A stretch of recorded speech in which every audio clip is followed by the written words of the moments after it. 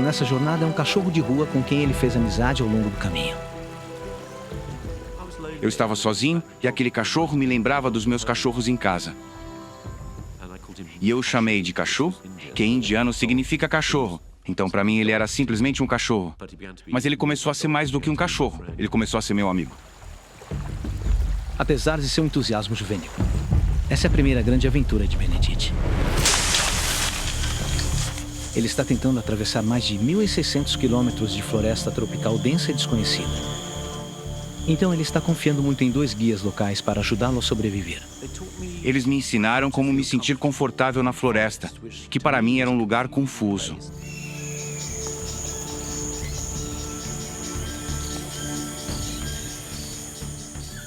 E então me mostraram o que eu podia comer e o que devia evitar, como caçar. Eu era totalmente dependente desses 2 homens e de sua extraordinária biblioteca de conhecimento. Por quê? Eu não sabia nada, você sabe absolutamente nada.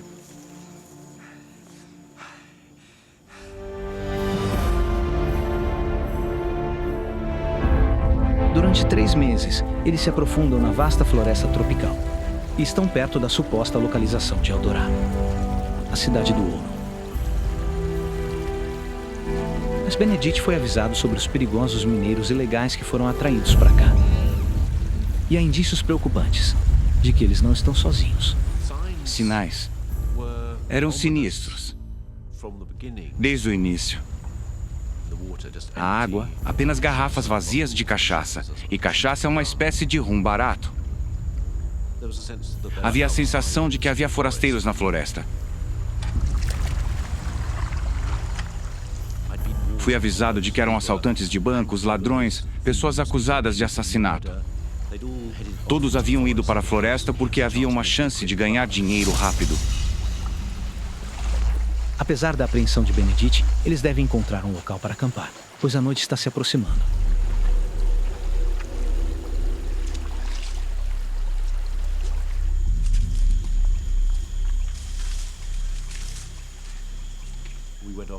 Saímos por entre as árvores e de repente nos deparamos com esse pequeno povoado.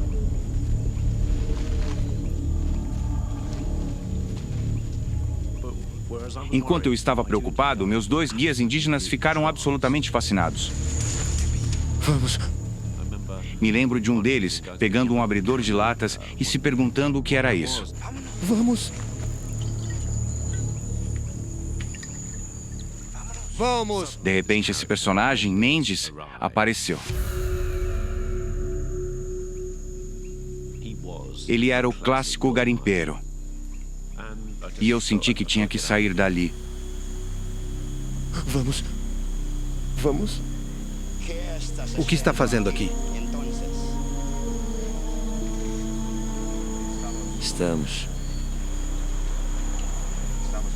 Estamos procurando o Eldorado. Eldorado? Estamos indo rio abaixo, em direção à foz do Amazonas. Não, meu amigo. Se você viajar para Yaxera, muito perigoso. As corredeiras estão perigosas. Mas posso te ajudar. Mendes me disse, olha, eu serei seu guia. Vou te levar rio abaixo em direção a Eldorado. Além disso, conheço uma trilha. Você poderá caminhar do rio até o mundo exterior. E que me diz? Será divertido. Eu pensei, talvez eu tenha julgado mal esse minerador de ouro. Talvez ele não seja tão ruim. E eu pensei, eu deveria seguir esse plano. Eu estarei indo na direção certa, pelo menos. Certo.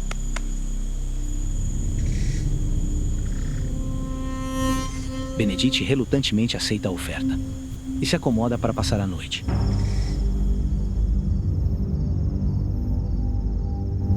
Mas, conforme a noite avança, ele tem uma sensação de que nem tudo é o que parece. Naquela noite, acordei na minha rede sentindo que algo estava errado.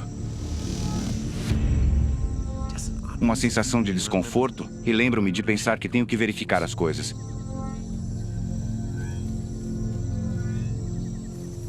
Então calcei minhas botas, fui até o rio para ver se minha canoa ainda estava lá, ver se os suprimentos ainda estavam lá. No fundo, acho que eu só queria garantir que minha saída estava segura.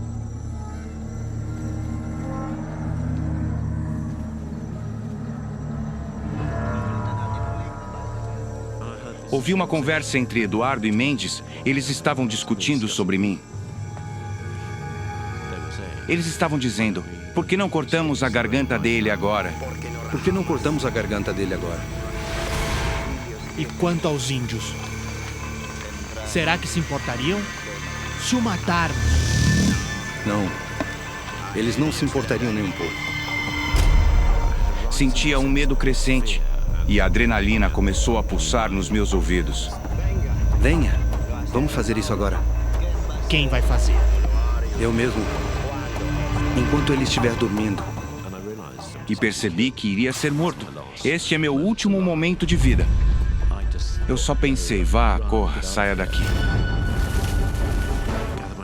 Peguei meu martelo, minha rede de mosquito e corri para o barco.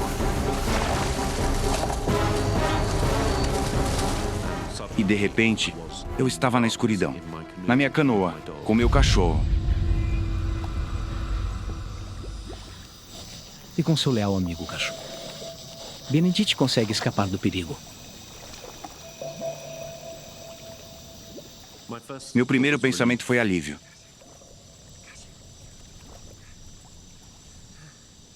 Foi então que tive essa terrível e crescente percepção de que eu não estava seguro. Estava cercado pela floresta. Era no meio da noite. E eu estava muito sozinho. Sem seus guias, Benedict agora está preso em mais de 5 milhões de quilômetros quadrados de floresta tropical. Sem ninguém para lhe mostrar a rota de saída. Eu realmente não estava no final de um pesadelo, mas no começo de um... Cachorro! Vamos dar o fora daqui.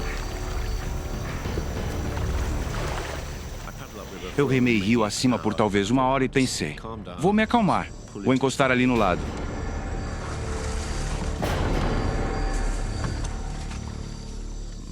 Fiz um pequeno acampamento e pensei que precisava aceitar essa nova situação. E a situação era, meus sonhos de infância acabaram. E eu senti, eu tenho que sair daqui.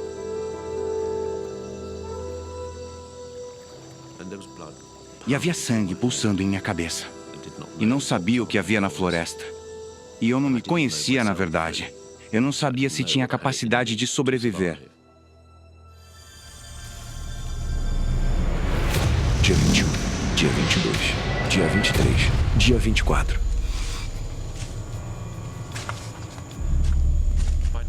A essa altura, era quase impossível continuar caminhando. Foi um momento de verdadeira crise. Mentalmente, eu tinha menos noção do que estava acontecendo. De onde eu estava, se estava de dia ou de noite, o que estava acontecendo, o que estava na minha imaginação. Estava muito claro que eu tinha cada vez menos noção de quem eu era. A esta altura, Benedict está tão emagrecido e a malária está tão avançada. Seu cérebro está começando a se desligar. E à medida que sua clareza e senso de identidade se dissolvem, ele sabe que sua morte está se aproximando cada vez mais. Eu estava em um enorme terror, de verdade, acreditando que aquelas eram minhas últimas horas de sanidade. Eu escrevo repetidamente, não preciso morrer, não preciso morrer. E Benedict percebe isso, a menos que ele coma imediatamente. Este pode muito bem ser seu último dia de vida. De qualquer jeito, chegou um momento. Quando eu pensava, é isso, esse é o dia. Dia em que eu possa realmente tomar coragem, pegar meu facão e matar o cachorro. Sem a nutrição que o cachorro fornecerá, Benedict é um homem morto. Ele agora não tem escolha a não ser matar seu único amigo. Parecia que eu era um carrasco neste momento, mas me lembro dessa terrível covardia de caminhar atrás dele, sabendo que não podia realmente encarar, matar o cachorro de frente.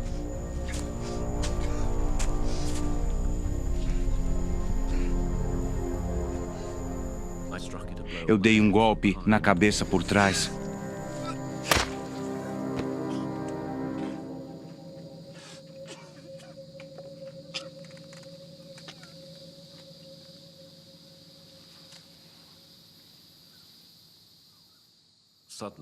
De repente, havia uma saída desse inferno.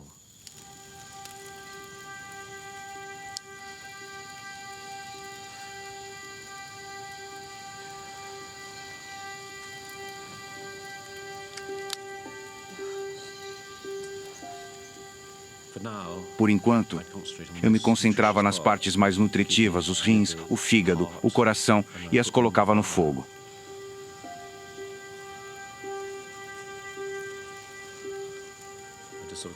Eu meio que os comi em silêncio e com bastante tristeza, na verdade.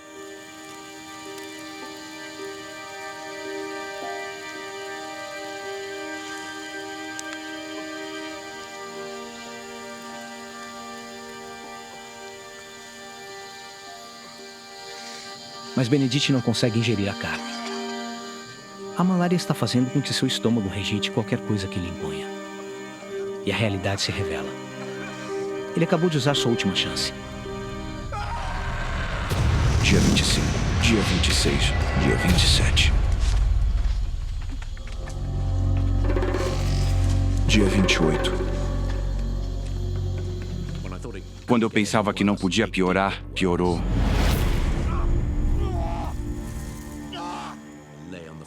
Me deitei no chão da floresta, consumido pela dor. Meu fígado e meus rins estavam sendo atacados, lutando apenas para me manter são. A malária de Benedict chegou agora à fase final e fatal. Os parasitas estão se multiplicando agressivamente e destruindo seus órgãos vitais, fazendo seu corpo entrar em colapso. Dentro de 24 horas, ele experimentará primeiro o coma e depois a morte. Este foi o momento em que tudo poderia acabar muito rapidamente. Eu senti o pânico aumentando e de que precisava sair da floresta, tinha que fazer o que fosse preciso.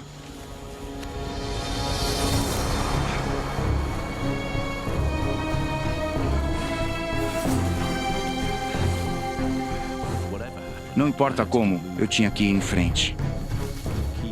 Continuar colocando um pé na frente do outro. Continuava indo em frente, fazendo um progresso insignificante e às vezes nenhum progresso. Eu nem conseguia pensar direito, nem conseguia ver minha bússola.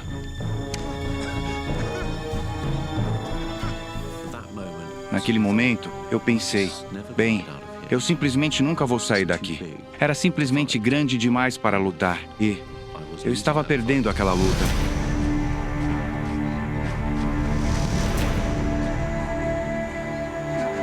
Benedict simplesmente não pode continuar. Ele está muito fraco, muito devastado pela doença. Foi um momento terrivelmente solitário, pensando, este é o fim.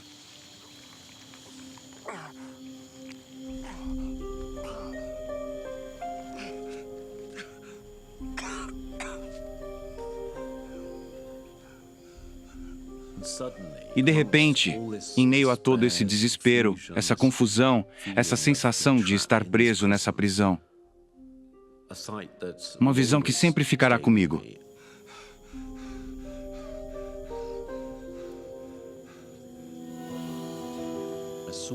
Eu vi esse galho cortado.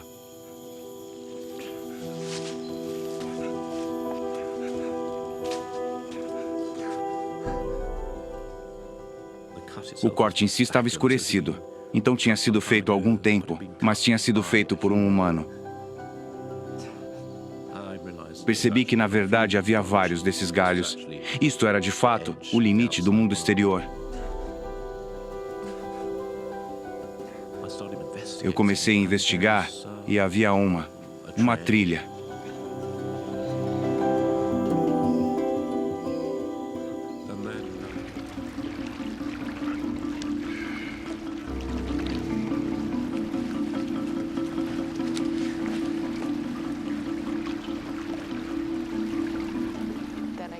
Então eu coloquei o equipamento e disse ao barqueiro. Aqui vou eu. Reze por mim. Daí pensei, por que eu disse isso?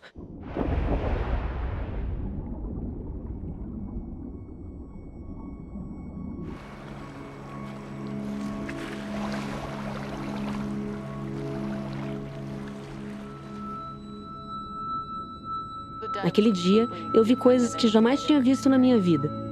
Foi incrível. A gente atravessou uma área cheia de luz, parecia até um sonho. Teve uma parte que a gente ficou cercado de bolhas de ar que saíam do cavate. O vulcão está em uma profundidade que fica fora do alcance dos mergulhadores. Tudo o que conseguem ver são nuvens de dióxido de enxofre que sobem na direção deles. Era uma cena celestial de tirar o fôlego.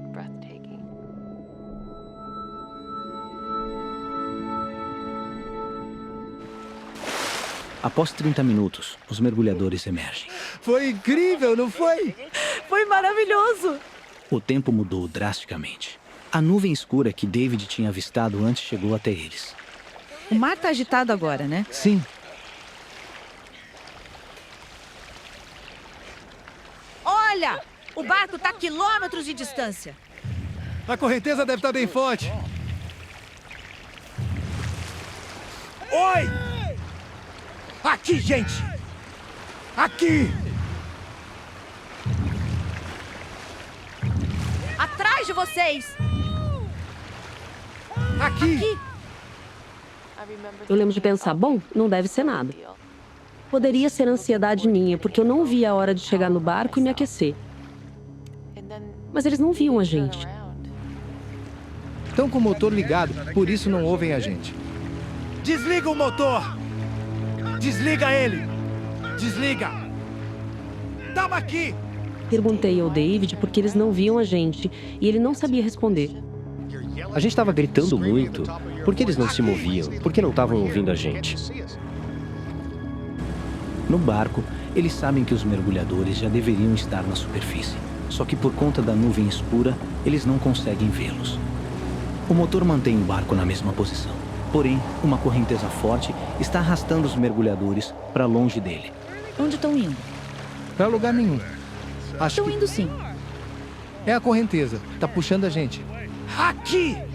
Claro que a gente ficou irritado. A gente estava bem ali. Por que eles simplesmente não viravam pra gente? Aqui! A correnteza estava forte. A gente via eles, mas eles não viam a gente. Para o barco ficar fixo naquela posição, o motor tem que ficar ligado. A situação chegou ao ponto em que o combustível pode acabar. O barqueiro procura pelos mergulhadores desesperadamente. Ele não sabe que a correnteza os levou para longe dali. Com combustível em situação crítica, eles não têm outra opção a não ser voltar para a ilha. Gente! Não! Foi tudo muito rápido. Eles simplesmente desapareceram no horizonte. Falei pro David. Isso não pode estar certo. A gente está literalmente ferrado. David e Melissa agora estão à deriva, sozinhos no oceano. A terra firme está a mais de 30 quilômetros de distância. 1 hora na água. Só lhes resta rezar por um resgate. Eu ainda tinha esperança de que eles iam voltar como super-heróis e nos tirar da água.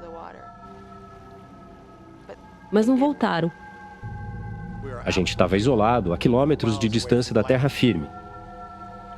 A gente estava ferrado. Acho que dá pra nadar de volta? Não dá. Tá muito longe. Mas eles voltam logo. É só ficar calmo. Tá bom? Falei pra ela, vamos ficar aqui para não dificultar as buscas. Porque o barqueiro era o único que sabia onde a gente estava. A gente tinha que ficar lá porque com certeza ele ia seguir a correnteza para o mesmo lugar. Tem certeza que vão voltar? Certeza. Eles vão abastecer e voltar. Dá 2 horas ida e volta. Eu acho. A gente deve sair daqui por volta das 4. Tá bom? O David ficou calculando a hora que o barqueiro iria voltar e, pelos cálculos dele, seria por volta de 4 da tarde. Pensei, nossa, vai ser uma longa espera. Mas eu não estava sentindo muita firmeza naquilo.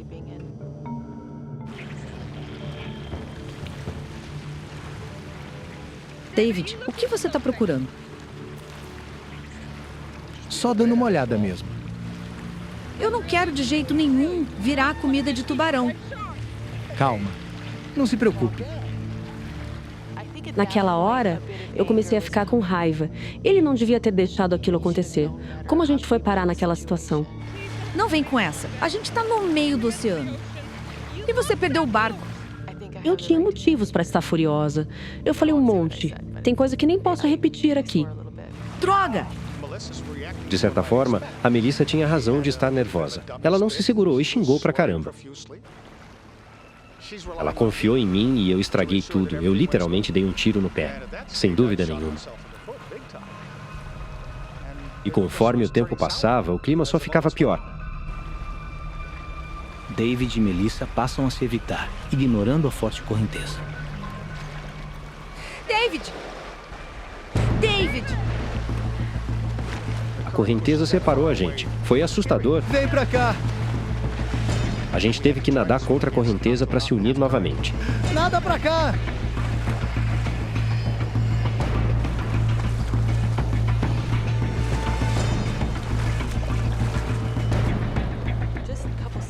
Foi impressionante. Ficamos só alguns segundos separados e aquilo aconteceu. Eu prendi o regulador dela no meu compensador. Isso ia evitar que a gente se separasse um do outro de novo. Ficar sozinho numa situação daquela poderia ser mortal. Eu não sou uma pessoa controladora, mas tive que tomar as rédeas daquela situação, pela nossa sobrevivência. O David falou que naquele momento o mais importante era conservar energia. Então o plano era que eu segurasse na cintura, no pescoço dele, e ele ia me levando. A gente ficou tipo cara a cara. Mas eu não queria ter que olhar para a cara dele. Eu não queria estar naquela situação, eu não queria estar perdida no meio do oceano. Mas eu não tinha escolha, né? Gente! Gente! Depois de retornar à terra firme, o barqueiro pede ajuda. Tem 2 mergulhadores perdidos. Os locais conhecem bem a região e sabem dos riscos do tubarão-martelo, que já tentou atacar pescadores antes. Eles sabem que não podem demorar, então começam as buscas o mais rápido possível. 2 horas na água. David e Melissa creem que a ajuda está a caminho. Mas conforme o tempo passa, a tensão aumenta. A variedade de espécies marinhas nas Ilhas Salomão é imensa. Os tubarões eram os únicos que me preocupavam. Eu imaginava eles nadando à nossa volta e atacando a gente com aquela mordida fatal.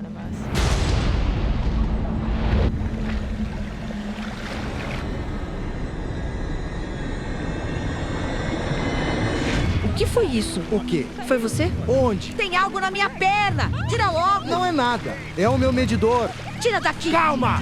Para de chutar! Olha, não tem nada aqui. Tem de tudo aqui! Se tiver algo perigoso aqui... Tipo o quê? Tubarão? Fala logo! Sim!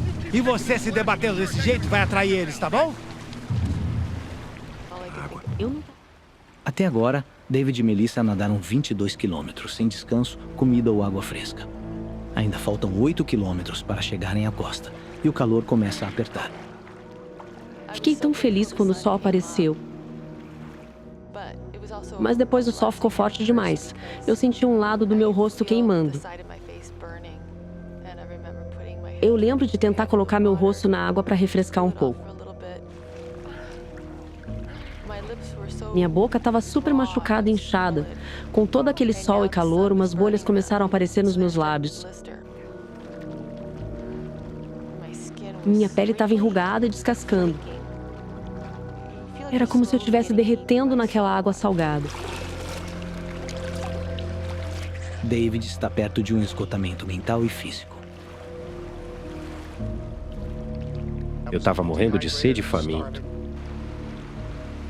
Eu já estava chegando no meu limite. Eu estava começando a perder a lucidez. Tudo bem? David? Tudo certo? Consegue continuar? Lembro dele olhar pra ele e falar: nossa, olha que legal aquele condomínio.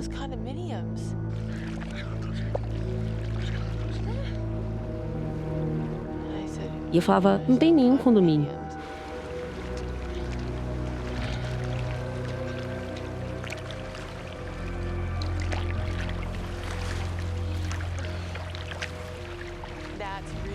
Foi quando eu percebi que ele estava apagando. Ele já não estava mais falando coisa com coisa.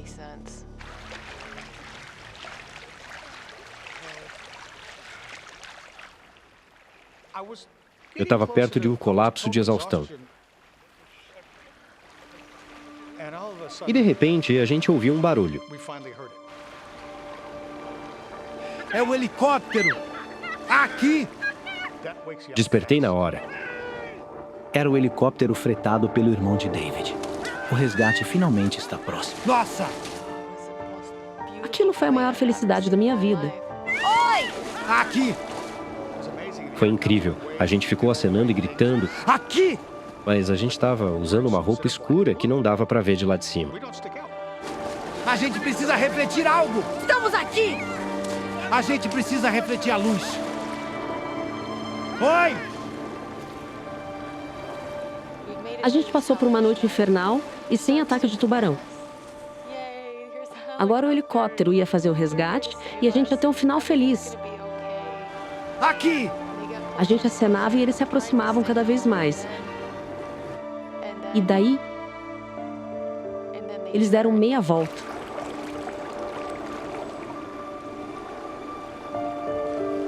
Não tô mais vendo.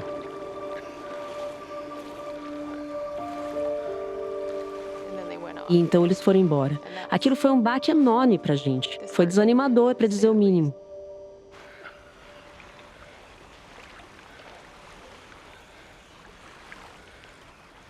Vamos lá.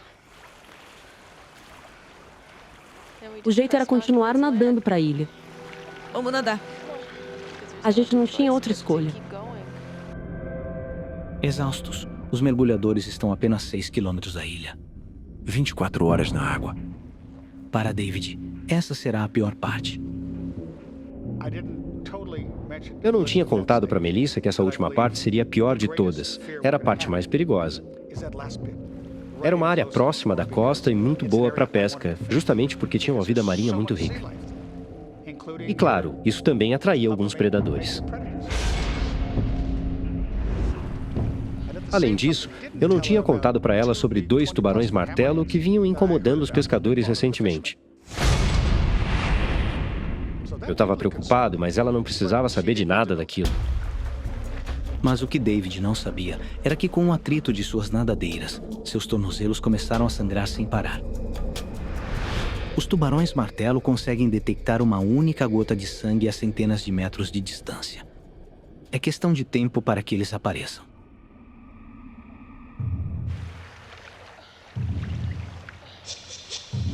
Lembro de pensar, mas o que é esse plástico boiando na água? Parece um barco ou um caiaque virado ao contrário, com a ponta para fora d'água. Mas o que pode ser? Oh, David! David! O que foi? Um tubarão! O quê? Via barbatana! Aquilo me assustou. Como ele é? Eu disse, ele é assim, e comecei a desenhar no ar a barbatana de um tubarão. No caso, a barbatana de um tubarão martelo. Nossa! Meu Deus!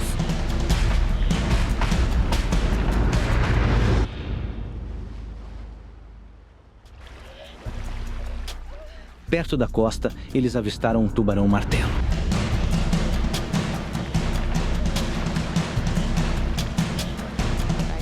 Nunca tinha visto nada igual, era enorme. Era um tubarão com mais de 6 metros de comprimento.